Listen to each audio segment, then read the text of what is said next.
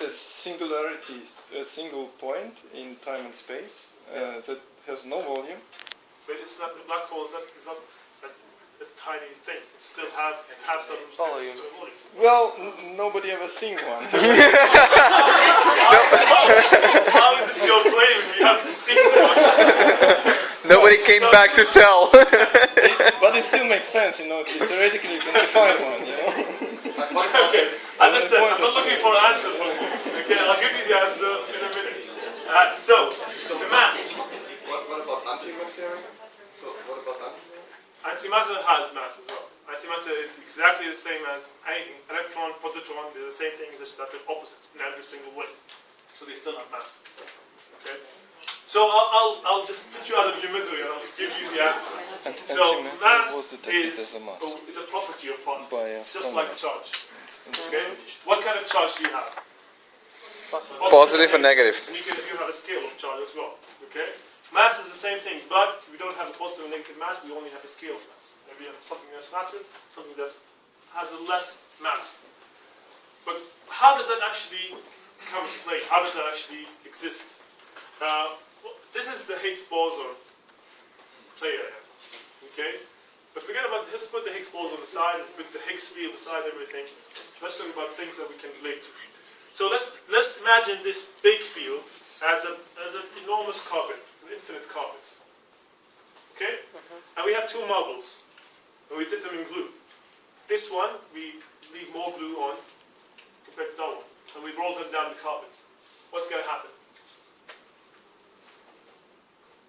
What happens when you have two marbles with glue? One has more than the other, and you roll them down the carpet. What's going to happen? The one with the glue, the first one will be slower. The one with the glue will stop faster, okay, and that other one will go faster, or will stop, might not stop, all depends on how much glue it is. Okay? So, the glue, or the interaction between the marble and the carpet due to the glue is mass.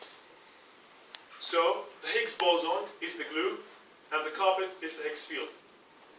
If the Higgs boson and the Higgs field do not exist, then everything in the universe will be traveling at the speed of light. Everything. But wait a second. Yes. Before going to the speed of light, wait a second. Or somebody with some bad teeth.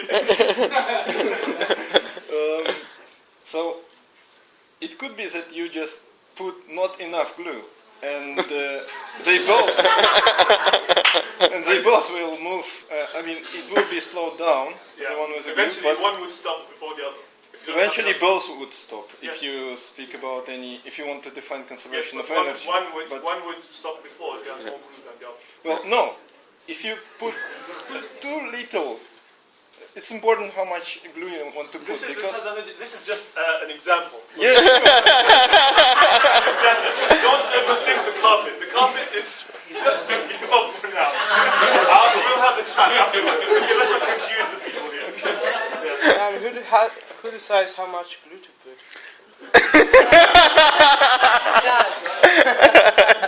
Yeah, that's why it's a particle of gun, right? Okay, all becomes ridiculous. I'll just talk about this here. So, the Higgs boson is the glue, and the carpet is the Higgs field. And as I said, if we don't have the Higgs boson, if we don't have mass, then everything around the world, or everything in the universe, will be traveling at the speed of light.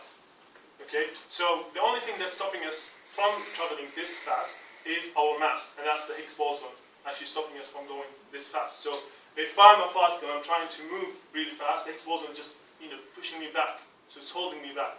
And it's just this big field that I'm finding it hard to actually move through because I have the Higgs boson all the time holding me back from going through it. It's very similar to if you have a big tank of molasses and you fire a bullet towards it, and then once it gets through, it would be very fast at the beginning, but then it will slow down because the molasses is like the Higgs field, and because there's interaction between the bullet and the molasses, it's stopping.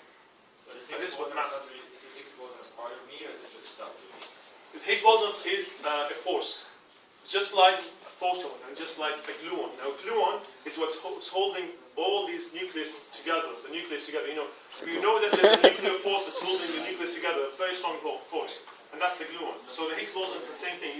It's what's giving you It's a force. this interaction. So it's a force between you and the Higgs field. Okay, but again, we're talking about really small scales here. We're talking about particles, not mass as we know it, because